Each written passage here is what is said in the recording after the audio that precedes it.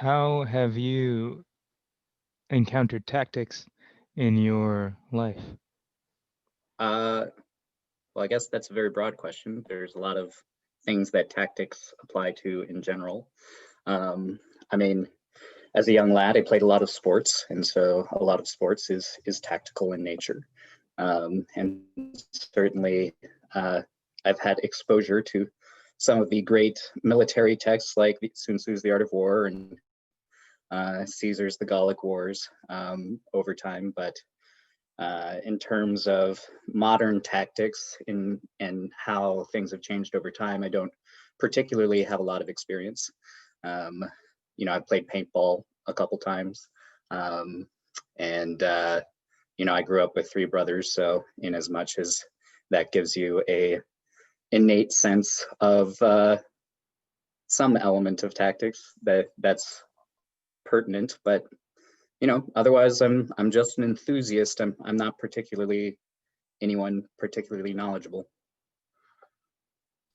Um, I do think that growing up with siblings, especially brothers, does bestow a lot of the basics out of Yeah, my younger necessity. sister also gives you a very different view of tactics.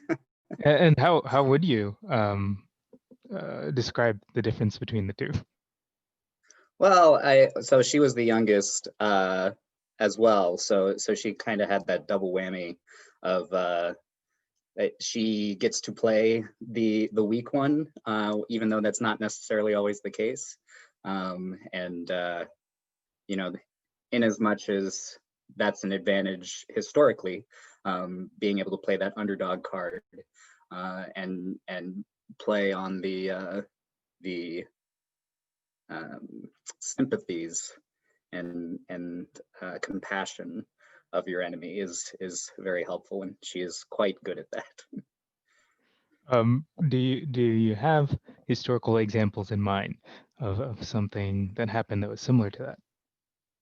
Yeah, I mean, even just thinking about the American Revolution, right? Crispus Attucks is the first civilian casualty, or at least the first widely published one that we know about historically, and that sort of becomes this rallying cry for the colonists who are not Tories, who are the revolutionaries, and so like that becomes a symbol and a way to recruit people, and even going to the shot heard around the world at Lexington, like sort of being able to play that we don't know who fired first.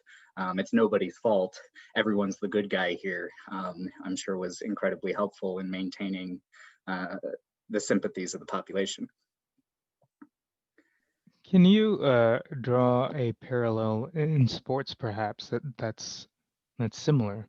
Is there some sort of thing that you have done in sports where there we're framing your opponent as stronger than you in your opponent's mind or in the mind of the audience, um, aids you in winning? I mean, yeah, certainly I think there are a number of those stories. I'm trying to remember the name of the Cinderella Man boxer. I can't remember his name, but certainly that was a big element of his story. Um, and the A's over time as sabermetrics started to develop for them. I think that was probably a big element of the recruiting process as well, especially as they were starting to move away from the traditional, like, you're the best athlete we got, we need you, to like, no, you fill a space on our team, you have a specialty, and that's how we're going to get more wins and become a more relevant team. There's all sorts of that kind of stuff. um, LeBron sort of managed to turn himself from being the greatest of all time to being an underdog, by sort of repenting to go back to Ohio, right? Ohio, or yeah. I had no idea that happened. I will admit that I have not followed basketball in 20 years. Yeah. I'm not actually very much of a sports person, to be honest. This is like scraping the barrel of my mind for sports facts. I was a gymnast when I was a child, so there was a very strong individual component as well as a team component. But the collaboration there is sort of just do your best at what you're best at, and we'll average out the scores over the whole team. So I'm actually curious about that. Was there ever a sense of internal competition within the gymnastics team?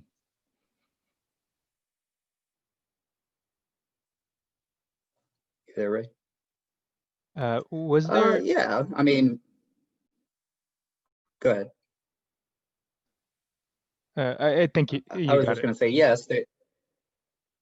Yeah, there is a sense of internal competition. Like obviously, you have that internal rivalry of who's going to get first all around and who is the best at which events, and you're always trying to compete with each other.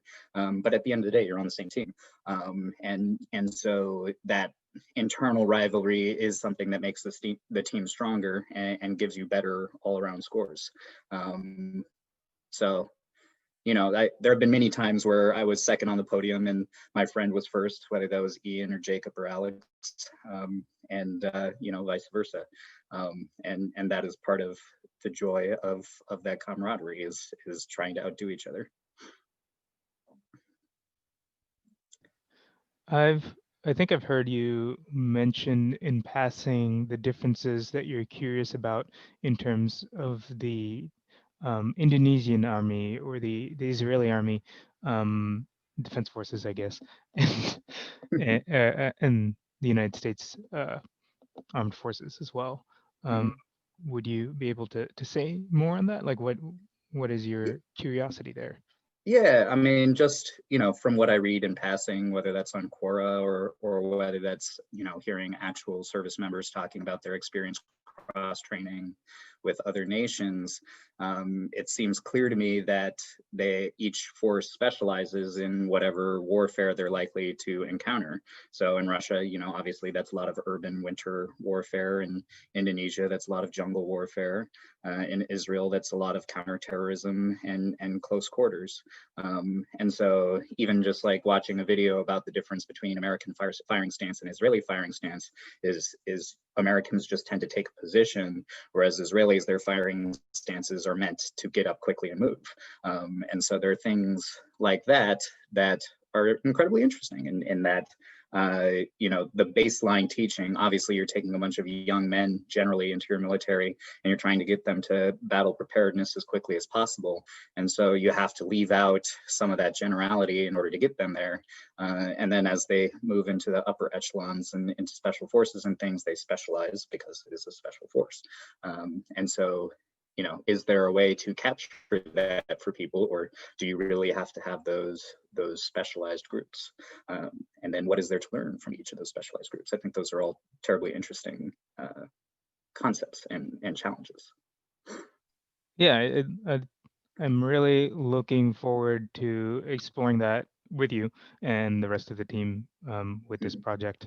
I think it'll be interesting to see what everyone's curiosities bring to the table, because I, I'd assume that different, like we'd all end up reading different manuals, as well as many of the same ones, and looking at different YouTube videos, right, of seeing how other people handle these questions.